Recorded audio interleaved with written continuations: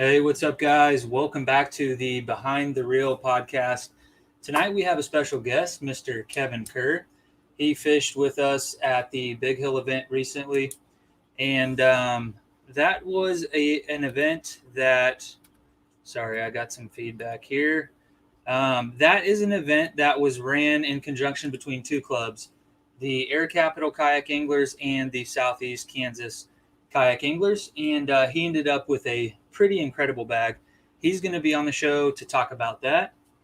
And he did mention that he wanted to go into some of the more mental aspects of this event. So I'm really excited to hear about that. That definitely is what intrigues me and really what got me into starting this whole Behind the Reel series. So excited to hear from him. We'll bring him on in just a minute. Something I do want to mention to you guys is we do have a 500 subscriber giveaway. We're getting closer. We have actually made a lot of headway. I've got like 45 new subscribers this month. So welcome to all the new subscribers. Appreciate you guys hanging out. And what we're going to do is we're going to give away some baits. I've got a pretty nice bag of baits here, and I'm going to throw some extra ones in. And when we hit 500, we're going to give those away. So make sure you guys subscribe if you're not subscribed already. Share this video with a friend and help the channel grow. Appreciate you guys. Something else, too, that I did want to mention was we got some buddies that are repping for the state of Kansas down in Texas right now, and they are fishing the Bass Nation Kayak Series Championship. That's down on Possum Kingdom Lake, and they've got some pretty tough conditions going on right now, but they're hanging in there. They've got day one under their belts, so I just want to mention them and make sure you guys stay tuned to that on TourneyX. You guys can follow them along, and we're rooting for you guys. We've got Jacob Ward down there. We've got Dakota Payne. We've got Ryan Brook. Nathan Henthorn, and then we also have an Air Capital guy, Richard Millard. So they all qualified for this event last year. We had a championship down on Big Hill Lake. This year we are running an open series. We've got 3 events. The first one is already commenced, and that was on Wilson Lake.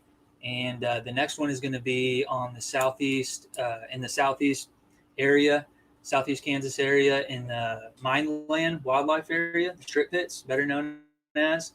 And then we're going to do one on El Dorado Lake. So we've got 3 opportunities to qualify for the championship, which is going to be held on Melbourne Lake, October 2nd.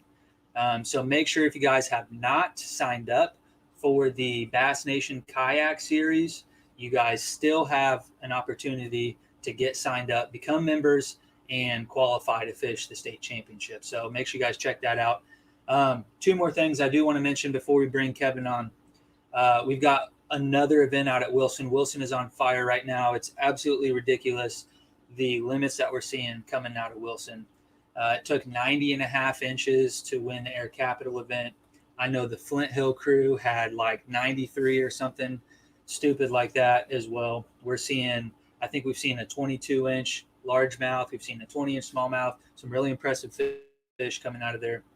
The All-American Kayak Series is going to be there this weekend, and this is going to be a pretty big regional, almost kind of like a national scale. Josh Booth's doing a really great job of running that series. Make sure you guys check that out on TourneyX as well. Get signed up, and they're going to be giving away some big money this weekend.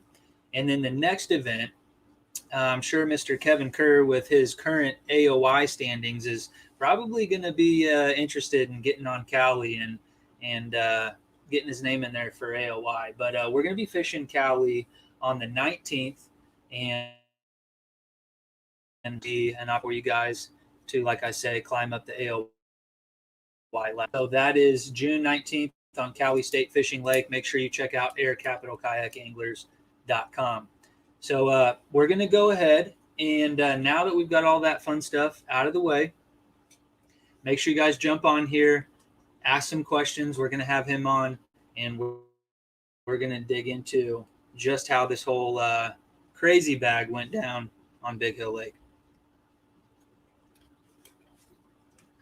Hey, what's up, Kevin? How's it going? Hey, how you doing? Hey, Can not you hear too me bad. okay? Sorry, I'm done. Yeah, yeah. Can you hear me? Yes. Yep. Little static, but not bad. Okay. All right, man. Well, I just had to refresh my memory because I know it's been a week or two since that event on Big Hill, and I guess I just forgot how crazy of a limit that you turned in that day. 94 3/4 inches. Yep. That was a good day. Is that your best limit that you've ever turned in on game day? Uh, yeah, that actually tied the one from Bone Creek. Okay. But I had an introduction, so I beat what I did at Bone Creek's by an inch. But uh, Okay. but official score was 94 3/4. So, 94 and but three quarter. I would have been happy with anything over 90. I would have been pretty happy. So Yeah, I pretty good would. day. I would think. I would think so. Just for the folks at home that maybe aren't familiar with who you are, maybe just tell us a little bit about yourself, your background in fishing, and maybe how you got into kayak fishing. Sure. Well, I was raised out in Derby, out in that area, so that was kind of intriguing to get kind of involved in the air capital. That was some of the lessons out that way. So I got into the kayaking league last year with Jacob, uh, and kind of took off from there. But basically, been on the water all my life, somewhere, ponds or lakes or creeks or whatever. I think I had a pole in my hand when I was 2 or 3 years old, and I was very fortunate to have grandparents and my dad. We were pretty avid fishing, so it was pretty much every weekend. And then had a grandfather that had a hardware store, bake shop, so that was my summer job, was the bake shop, and dipping minnows and counting worms. So pretty early on was involved in the fishing part of it. Later on, out of high school and in college, moved down to Pittsburgh and really sucked into the strip pits in this area down here. I went to Pitt State and then just stayed down in this area. And then my brother lived down in Florida, South Florida, for about almost 20 years. He was a football coach, high school football coach. So every year, for almost 20 years, I'd go down there for over a week to 10 days, and do offshore and inshore saltwater. So had a pretty wide range of fishing. And so saltwater is a whole different beast. You never know what you're going to jump into, and we've had some good adventures down there. You just never knew. And then just recently, our family went to Jamaica for a Thanksgiving break trip, and I chartered a local guide there, and he got me on a blue marlin. So that was kind of the ultimate of the ultimates. And so going from perch fishing to a marlin in 50 years, that was pretty crazy time. Heck yeah! So you've done it all. Well, I've experienced it all. I don't know how good I was at it, but I experienced it all as much as I could, anyway, as I could afford. So Yeah, this is not a poor man's hobby, is it? no. And the kayaking wise, I've probably had this kayak for about 4 or 5 years and used it to fish watersheds and small lakes and stuff. But when this league kind of opened up, it was pretty intriguing to me, because I grew up and did a lot of bass fishing and played with some tournaments on big boats for a while there, and saw that the cost of that was going to go way more than I could afford. So this kayaking, getting in the tournament world and the kayak made a lot of sense for me. So just kind of all Heck worked yeah! out. Hey, before we get too deep into this thing, Jacob joined on here and said that you're cutting out just a little bit. Is there anything that you might be able to do to like reset your connection or something like that? I could go outside. That might help. I'm Well, metal building. and I don't know if there is definitely a little bit of lag in that video too, but it seemed like we were fine before we went live. So I don't know if that kind of Right. hurt our connection a little bit when we went That live or help something. any? I don't know. And you may be able to make your way back in. I don't want to make you stand up and hold That's your all right. phone the whole time or anything. But anyways, definitely shout out to Mr. Jacob Ward, Mr. Southeast Kansas, for tuning in while he's out there prepping for tomorrow. So Good luck. Good luck, Mr. Ward. Stay with him. Heck yeah, just keep your head in the game and Yep. Do your best to turn in the biggest limit you can tomorrow. That's about all you can do at this point. So, yeah, that kind of brings me into, you did mention you wanted to talk about kind of the mental aspect of what went down at Big Hill. And you mentioned that maybe you didn't think this thing was going to go your way for a good part of the morning. Yeah, definitely. It was, before I got there that morning, I kind of had a pretty good game plan because that's where our league night is quite a bit. And so I was pretty familiar with the lake and had some ideas where I'd want to go. And I make some my own custom baits and I'd found something that was working out there in the past. And so, that was kind of the first time going into a tournament, having kind of a solid game plan. And then I made a goal of 85 inches. I just wanted to get that next step of, instead of turning into 70s and 75s.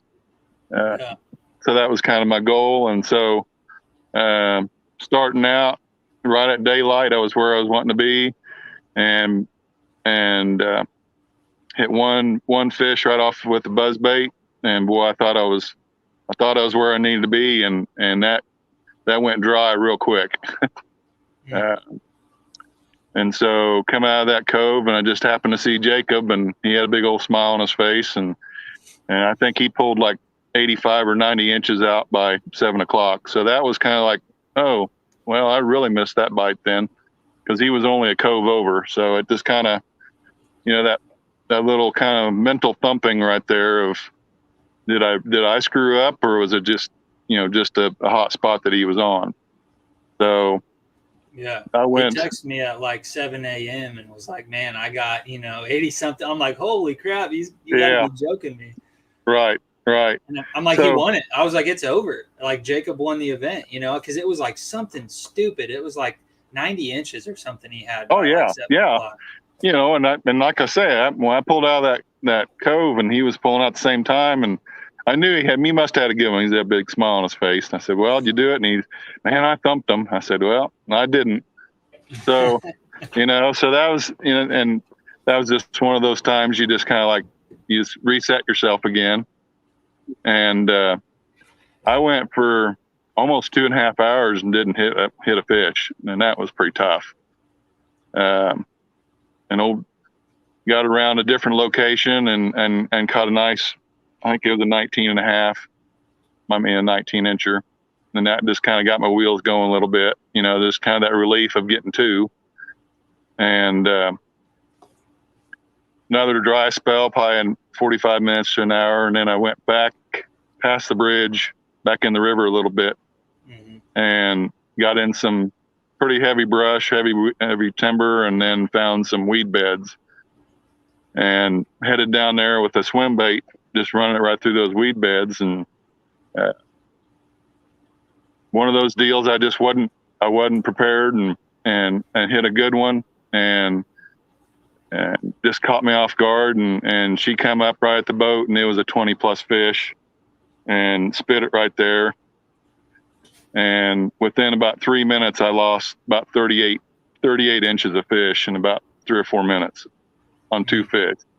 Wow. So that was a pretty big blow, because that would have, with those 2 fish, that'd have put me at 85. That would have, that would have met my goal, and I'd have been satisfied. And I was pretty defeated, you just that psychological thing and just getting defeated, and I started figuring out I just wasn't getting good hook sets, and I was sitting down. I've kind of converted my kayak to more like a flats boat. I put the pontoons on the sides, and it makes it really stable. Big like outriggers or whatever. Yeah, the outriggers. Yeah, and it's a Jackson big tuna, so it's a big long, big old boat. Yeah. And it's like a tank for moving around, but it's real stable, so I feel comfortable standing up. And those two fish, I wasn't standing, and normal I am, and I just told myself that's not going to happen again. And so went down a little further, and then Trevor drove by, cruising around. He was looking for fish, and I was pretty well just deflated at that point. I thought I had my two chances right there to really have a good bag. And he went on down the place, and I went right back the same path, just the opposite way. And within 20 minutes, I picked up the 38 inches, almost 40 inches off of that going back through there. Yeah. So then you're an emotional high, because you just hit your mark you were trying to hit, and so I needed a call of 15, and it was getting around noon, and you're starting to figure out how you're going to get back and what kind of path I'm going to go back to the dock and to the ramp, and bumped my 15 up. I think I bumped it up another inch with like a 16 or 16 and a half. And that put me at, I think it put me at 90. And like I said, I was just pumped then, because, I've already exceeded my limit that I was wanting. And I knew Jacob had a good score, so I wasn't even thinking about, that first place thing. And I think it was about 20 minutes left, and Trevor and I hit a cove and split the cove, and I picked the right one, and I picked up a 19 and a half right off the bat. And that bumped me into a pretty hot, that bumped me into that 95 range then. I was able to gain about 4 inches off of a fish. So that was pretty good. And then the anticipation, of what everybody turning in, because we got some good shooting. We got some good sticks. I mean, every week's a pretty solid competition. So, and that's what I'm enjoying, because I'm learning, I'm learning a whole different style of fishing, and it's a lot of these younger guys that I'm learning from. And, I got to give those guys credit. They can cover some ground, and most of the time they're putting up some pretty heavy scores. So let's talk about what a 94 3/4 inch bag looks like. That looks like a nice big old 18-inch fish, followed by a 17 3/4, by a big old 21 1/2 inch slob, a 19-incher, and an 18 1/2. Like, that's nuts. Yeah, and that 18 1/2 was the one I had the 1 inch deduction. So that was the one that bumped me. So that was a 19. Oh, wow. Yeah. The big 21 1/2, or it was 21 1/2, I think. I could, you could probably debate it all you want, but I almost could say that was the same fish. I mean, that was, to me, because I think she was on a bed. She was full as a tick, and I could almost, I tried to picture exactly where I was when I hooked it and lost it at the boat. And coming in from a different angle, I think I hit her on the bed and caught her the second time.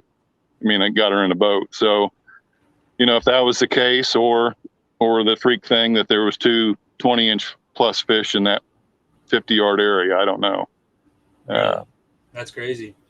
And even that fish, I just started laughing after the whole thing was over, because she had me in 4 different directions in the trees. Yeah.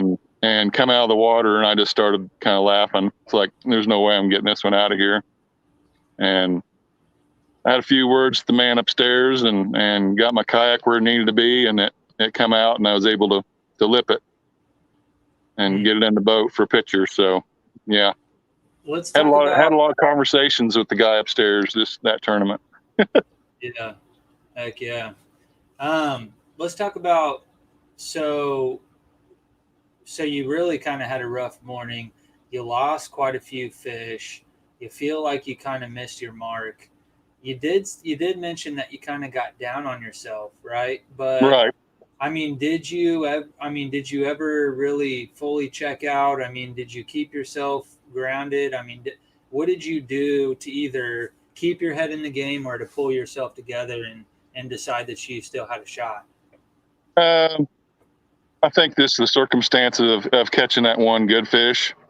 That was kind of the reward. That was the But bump I needed. but that took you a couple hours to do. Yeah, yeah. So I Um, mean, I think this is a really big the mental part of this whole thing is a big part of fishing, and I think that when I was out at Wilson fishing this last tournament, I turned in one fish. I'll tell you, I turned in one fish, but I lost a good. I lost a good. I had a good limit. I would have caught a good limit right that day, yeah, and I never pulled. Like I always felt like I had a chance up right. until I got my boat off the water. So, and I don't know if I've been able to really figure out what it is that I'm doing to keep my head in the game. Have you figured it out, or is that just kind of like how you?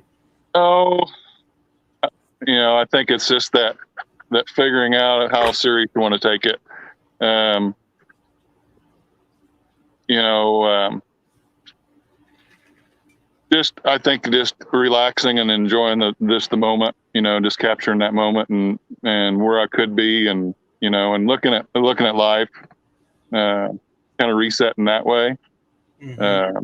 Uh, I've just been very fortunate with everything that's fell into my place, over the years, and So almost it's, taking the competition out of it.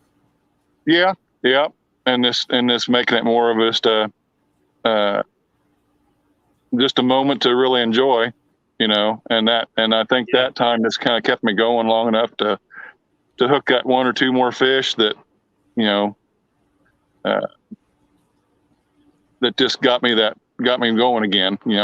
Got that adrenaline going. Um, the discipline part of not being lazy, and making sure when I got a good bite that I was making good hook sets. Mm-hmm. I think that was a pretty major hit there of, okay, no more of that. I was just talking myself through that, and positioning where, my cast and stuff like that. I was focusing more on that, uh, instead of Yeah. just going through the motions. Yeah. Heck yeah. No, that's kind of an interesting perspective. Maybe, yeah, maybe part of the reason why you're not, making the right casts or, you know, doing the right hook sets or whatever is because you're focusing too much on the end goal and not what's going on at that very moment in Right. time. I know, last year was just it was a huge learning curve, really getting serious about fishing out of that kayak. And I got wrapped up too much in all the new stuff. I'd been too far out, too much removed of the new techniques and all that.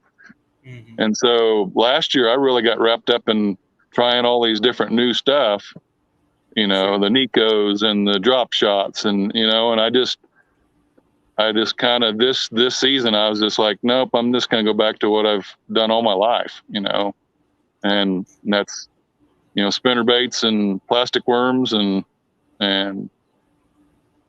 those kind of things, frogging, that kind of thing. So uh, I So think that just kind of got me back.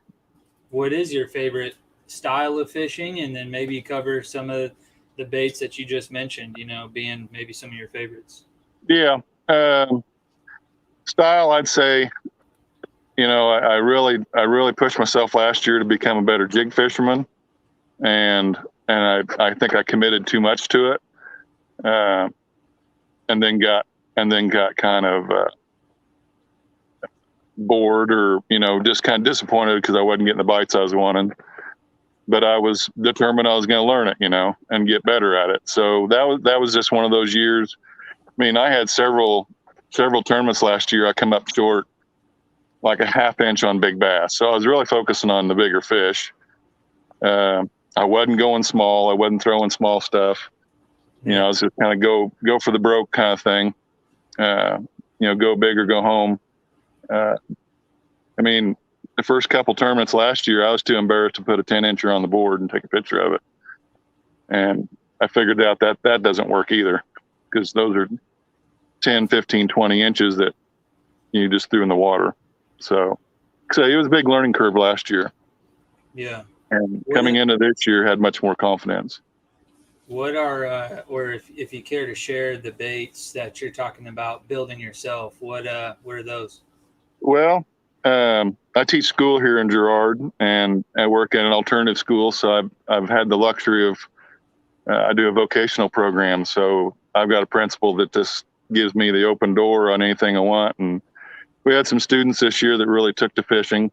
And so, well, I put a slug of money towards a fishing program, making our own baits. Cool. So we pour our own lead heads, and been working with Wichita out there at Ziners and getting the molds and stuff. So we're up to around a dozen molds, for plastics, injection molds. Nice. So that's been cool. fun. Yeah, and then playing with the colors.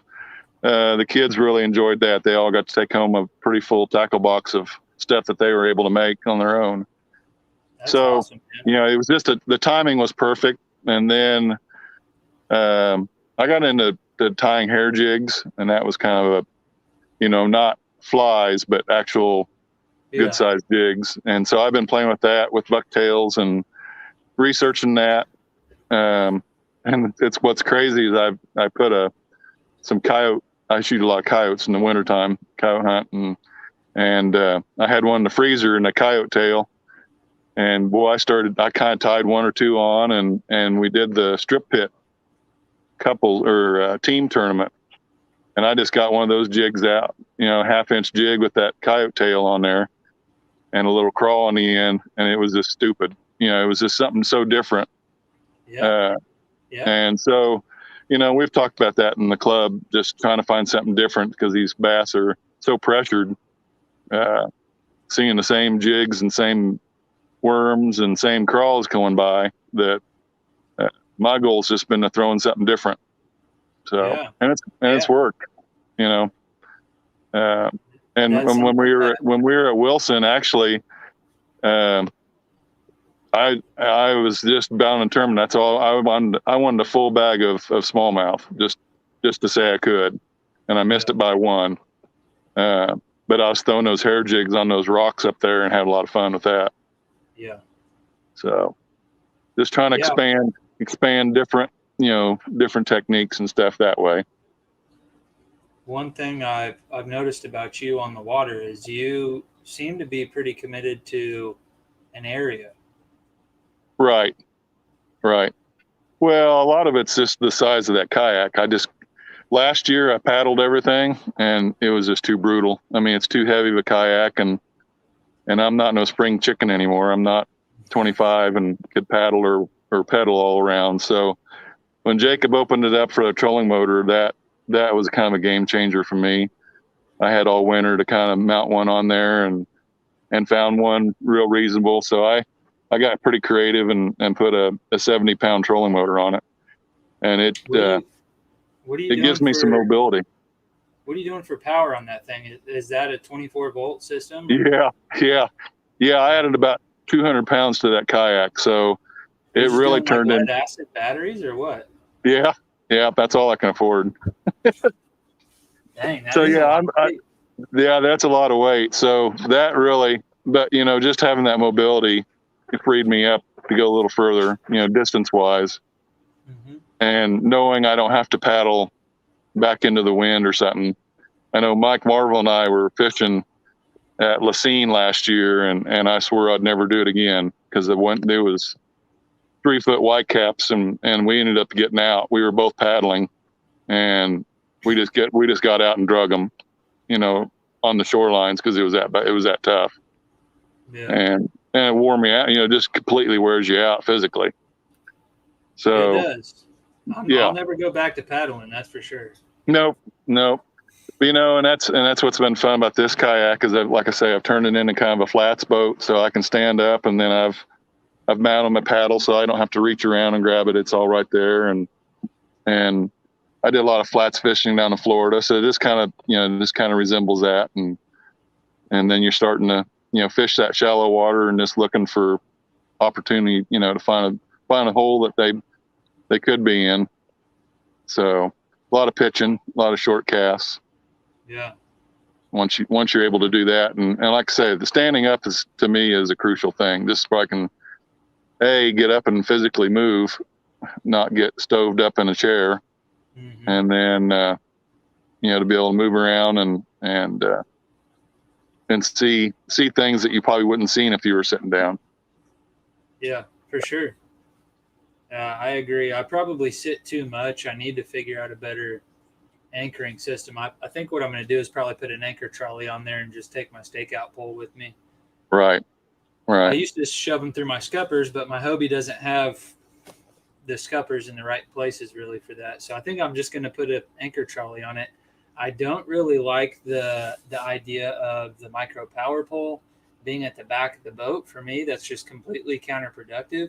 Right. I really want to stake out in the front. Like I'd put a freaking power pole in the front of the boat, Right. Right. Back. Yeah, you just have to kind of tune it to your style of fishing. But something I'm curious about here is, and you can go into maybe how this relates to the Big Hill tournament or just what you normally do. But what do you normally do in preparation for a tournament?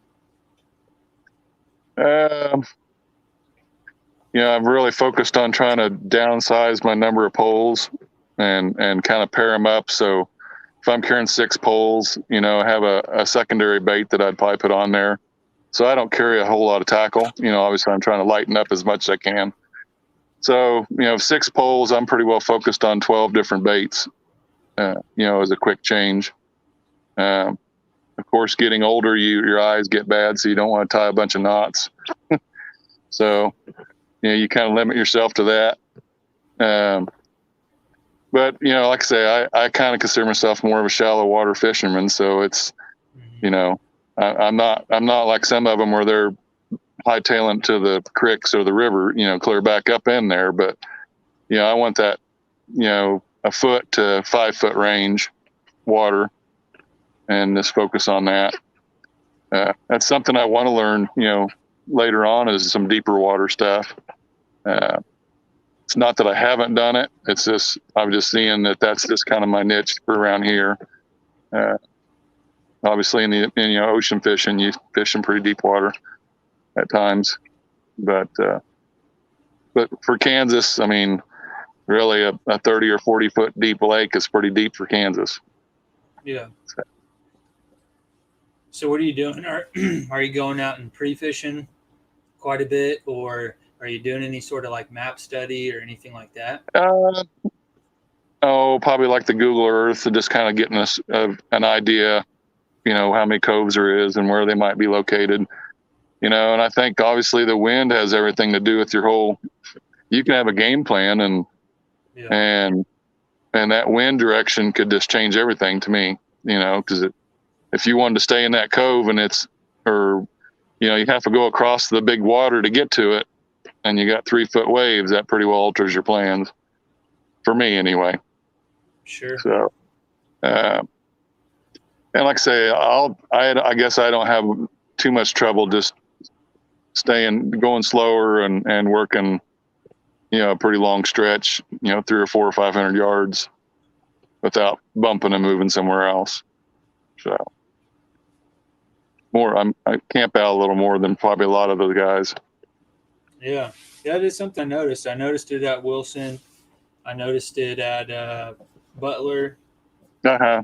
I'd go through, like I went back into the creek and you were, pitch, and you were still there when I came back out. I'm like, okay, well, and you caught him and I didn't. So, well, that was just tough lake no matter what. It was just so chalky and just a tough day for there. But absolutely. I enjoyed, and actually the gentleman that showed up from Texas that day at Butler, we sat there and talked for an hour and didn't even hardly, you'd cast every once in a while, but it was more of a conversation than a hardcore fishing, because we both were determined that they were going to come out of that river, out of that creek bed, and we were going to hit them. And I think one of us hit one and the other hit one, and we were excited, and then it went dry again. So, that hour and a half of waiting didn't produce much. Yeah.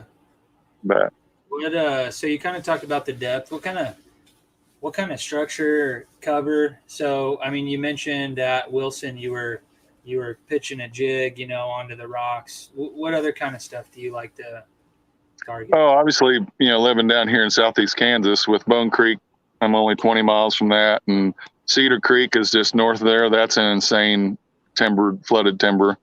Yep. And the strip pits are pretty predominantly, some timber falling and stuff like that. So definitely fishing around, the trees, and I'm pretty fortunate, and that's kind of why I kind of got out of the bass fishing for a long time, as I helped manage a lake.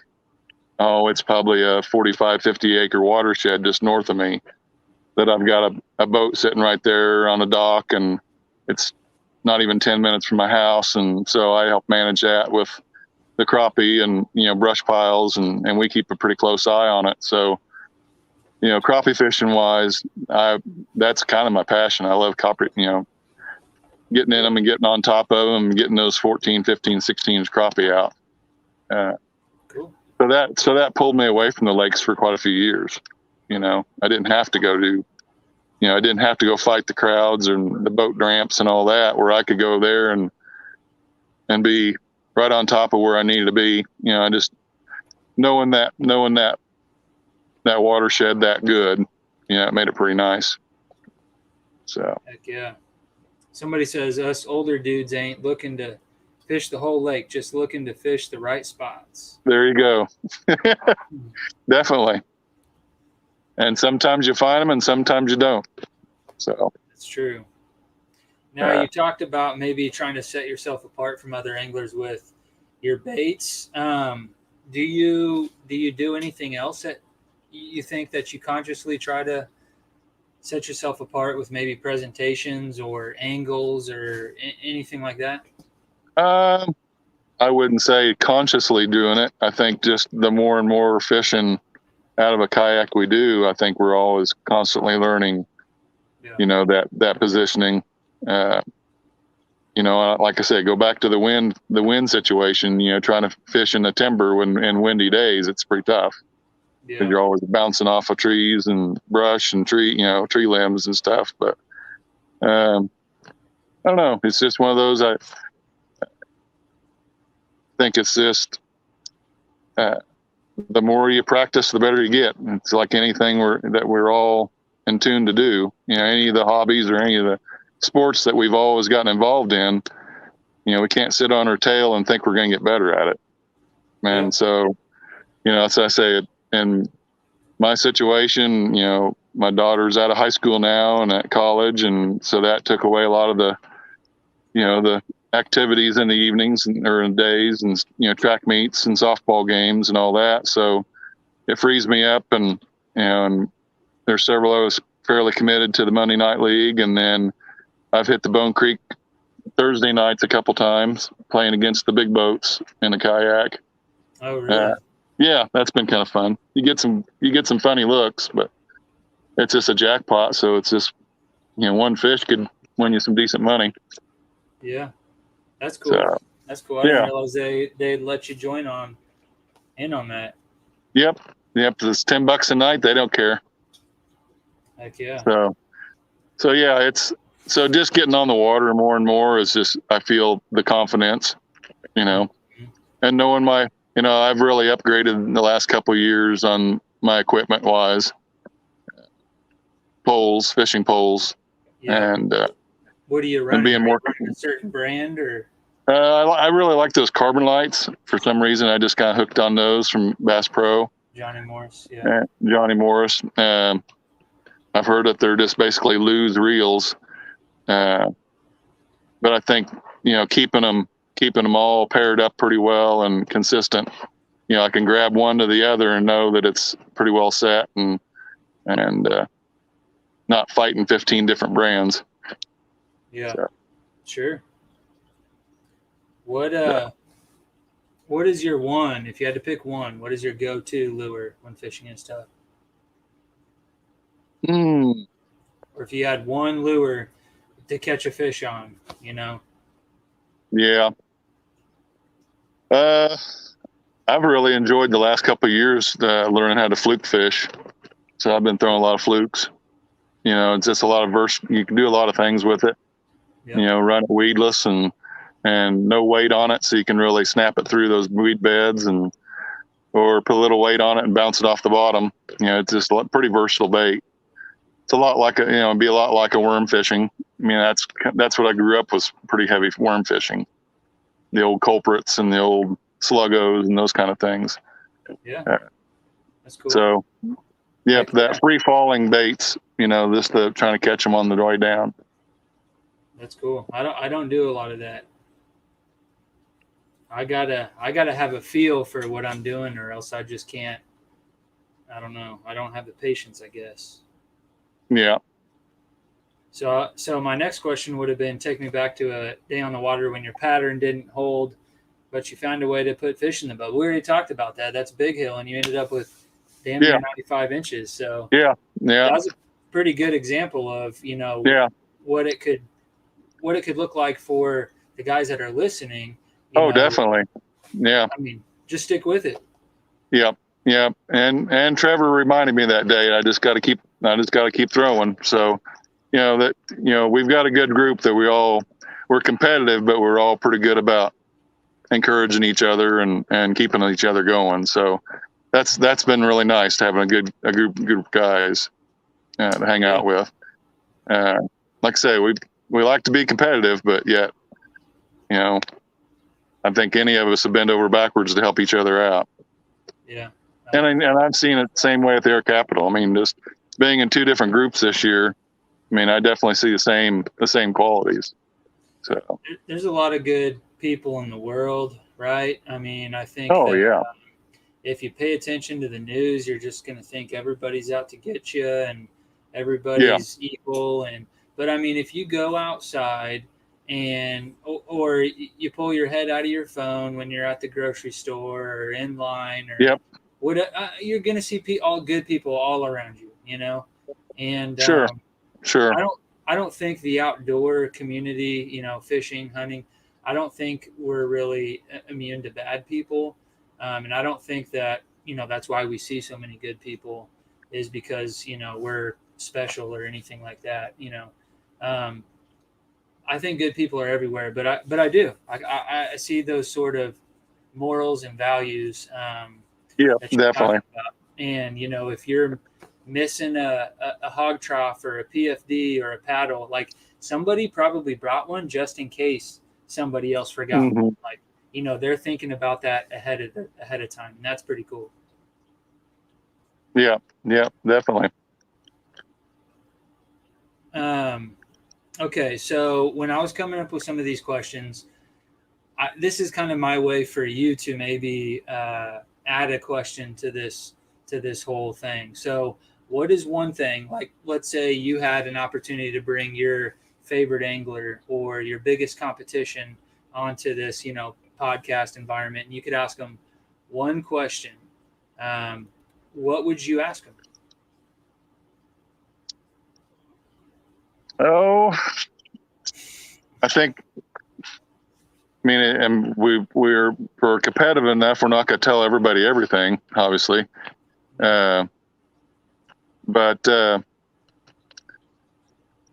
it would probably be in the lines of how do you cope through those times, when you get ticked off, and you miss a good fish, how do you refocus yourself? And I work in a behavior school, so our whole world is about learning behaviors and altering behaviors, to get them back to their home schools. So that intrigues me, just, okay, well, let's focus on this. And, how do you do it? Do you count backwards or, just because we're all going to have to endure those times, not even just in fishing, just in general. And, that how do we deal with the adversity of life is a huge question, and mine is my faith. We're really involved in our church, and we work my wife and I do a recovery program down here through our church. So we get a lot of those conversations, and a lot of questions come from them is, how do you cope with these kind of situations without, turning to alcohol or drugs? And, so when you get lots of opportunities to share that, you feel pretty confident about that. So I think, I just relate a lot of stuff at kayaking, in this world of fishing to those meetings, because they've never heard that, that concept, goal setting and that type of thing. So it's really a neat blend of all the different things that we do, just being outside and being in general, the sunrises and the sunsets, those type of things. So, without getting too mushy. No, and I was going to kind of pass on this question just because I haven't got a lot of really good response on it, but it's something that intrigues me. And it's like basically just asking you kind of what you said was how, or like, what have you taken away from fishing that you can use in real life, in your everyday life? Mm-hmm. Has it taught you to be more patient or, so like along those lines, how do you think being on the water and fishing has helped you maybe grow as a person outside of the fishing world? Oh, I think it gives you that quiet time, away from, like you said earlier, away from the news media, away from the chaos that we live in, and to kind of unwind and just kind of go back to the basics of enjoying what you're doing at any given time. So yeah, it's just one of those. I think it helps you in life because it teaches you some, just like that tournament taught me a lot of things of, okay, well, I can catch a fish at 1:30 that, I probably wouldn't even have cast it. I probably wouldn't even push myself. I'd have been content with my score, but that next, oh, well, I might as well fish for 20 more minutes, kind of thing, because I enjoy fishing. I may as well be fishing. And, and it paid off that time, but other times when it's a tough bite, you just can't let yourself dig yourself in a bigger hole, mm-hmm. leaving that tournament, just like that one at Wilson, I was pretty bummed.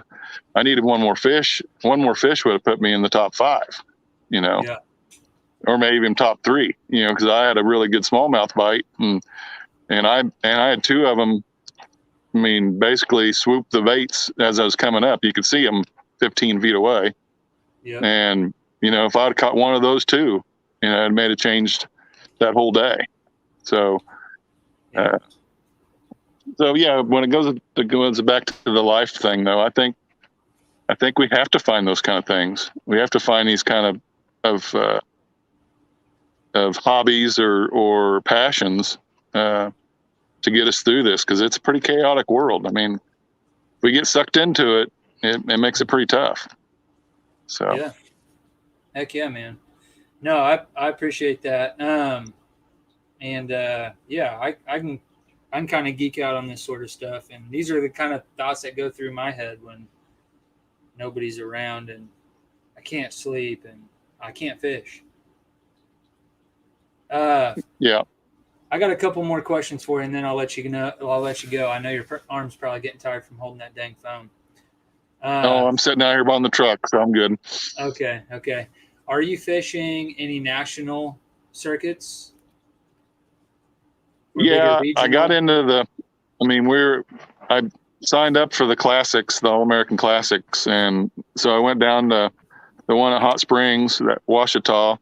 Yep. And it was a good trip because it was 5-6 hours away. It was away from everything and a gorgeous lake. I mean, it was amazing, but it was big. I mean, we think some of these are pretty big around there, and I think that one was like 66,000 acres.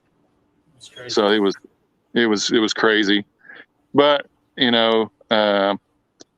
and being in Air Capital Land and our Southeast Kansas one, that pretty well fills you up on your weekends. So, jump in and go to Nebraska or you go to Iowa just wasn't going to work for me this year. I'm a few years off from retiring from teaching. So, that's something in the future, I might get geared up to go do that just to get, to expand out a little bit. But so which other All-Americans are on your radar? I'll probably definitely do the Truman right before the Classic or the very end one. I think there's one a week, and I think it's October 2nd is that one at Truman for the All-American. I'll have to look, but we've that was the first big event I was in last year, so I got to go last year, and so it was kind of a buzz. That was kind of one of those deals like, oh, I think I can get into this level, this size. My ego wanted me to, and then going into it this year with a couple, big turn-ins, that really helps a whole lot confidence-wise. Yeah. That I can kind of keep up with some of those guys. I mean, I'm not expecting to be the top dogs there, but if I can go this year and turn in 5 fish, that'd be a huge accomplishment. So sure. Yeah, at that level of a tournament. I was looking, and Daniel was the one that was commenting, talking about the older dudes like to find that spot. Yeah, that was Daniel. Yeah, so. That felt pretty good. That felt pretty good at the Bone Creek when both of us were standing up there in front of everybody. That was kind of fun. Heck yeah. Well, you guys got a few more years on us. You got a lot more experiences to learn from. So we're still making all the mistakes that you maybe know better than to do. Well, I hope so. That's what keeps us. If you guys keep making those mistakes, we got a chance then. All right. One more question for you. Yeah. Are you running any graphs or anything like that? I know you got like the trolling motor thing, but are you? Yeah, I run a simple. It's I think it's a Lowrance HD7, I think. That's another future endeavor of learning more and more about the graphs. Sure. I mean, when I was bass fishing in high school and college, we didn't have anything like that. I mean, I had a Humminbird flasher. I remember that was a pretty top dog there. It was about the size of a tackle box, and you saw a flashing line, and you guessed that might be a fish or it could have been anything. So the technology's come unbelievable, and obviously in the last 5 to 10 years, but when you look back in high school, we didn't even have any, back in the early 80s, there wasn't hardly any electronics available for the common people. Yeah. So, it's come a long ways, and that's something I want to learn, in the future, is that, and I don't want to have to rely on it. I think I want to use it as like a tool, to step it up another notch, but not rely on it. Like, I know the live scope thing is a pretty big popular thing, and I've read up a lot on it and almost pulled the trigger on one this spring. And I'm pretty well probably happy that I didn't, because that would change everything for me fishing wise. I'd just focus on that. So, maybe in a couple years down the line, maybe get into something like that. But cool. To me, fishing 10 foot and under really is it really that effective, to have that? Sure. I could see that. But yeah, that was Daniel there. He says, you young guys keep coming up with new ways to play the game. Keeps us on our toes. So yeah, this fishing is evolving. It's the fishing industry is booming right now. Yes, definitely. I get a chance to be a part of it, and it's crazy. On the electronic side of things, how fast things are evolving, and how fast they've evolved over the last handful of years, even. Right. Right. And so, yeah, I think that you could get wrapped up in it, and it could definitely be counterproductive. So Right. maybe just kind of integrating that into your, system slowly, probably a Right. good idea. Yeah, definitely. Like I say, what I use it for now is just kind of the depths, and I got a little bit of mapping, but Yeah. to me, I'm not going to spend a whole lot of time trying to get it all figured out because, like I say, everything can change pretty quickly. Yeah. Yeah, man. Well, I appreciate you coming on and talking to us, and sorry you had to Yeah. hang out outside, and Oh, that's okay. hopefully you're not getting ate up by mosquitoes. Yeah. Yeah. It's not too bad. But do you have anything that maybe you wanted to mention that we didn't touch on? No, I think we covered quite a bit tonight. Yeah, I did. I feel like I learned a little bit, and I'm ready to Yeah. go catch a 95-inch bag now. It's my turn. So Yeah. So just don't do it at Cali. Do it some other time. you gave me all the secrets, so now the secrets are out. So none of you guys have an excuse not to go catch a couple 20-inchers the next tournament. Yeah. But no, it's really cool. It's really cool to have you guys on here and to go into just some of the ways that we are different on the water. It's just kind of crazy how your styles could completely differ from even Jacob's, who's only a quarter-inch away from you on the same day on the same body of water. Yep. It is pretty cool. I mean, we've had that discussion quite a bit. That you take the top 5 guys, and they're not throwing the same thing. It's 5 totally different concepts.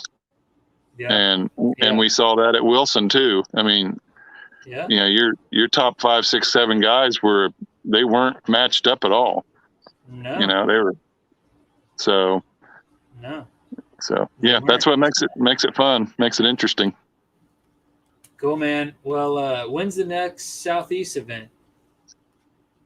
Oh, I believe we got. I believe it's. I think it's Cedar Creek. Oh, yeah. I think you're right. Yep, and then we're doing the Bone Creek team one on Sunday. That's a big weekend there. I think we're going to see some pretty major fish come out of there. Heck yeah.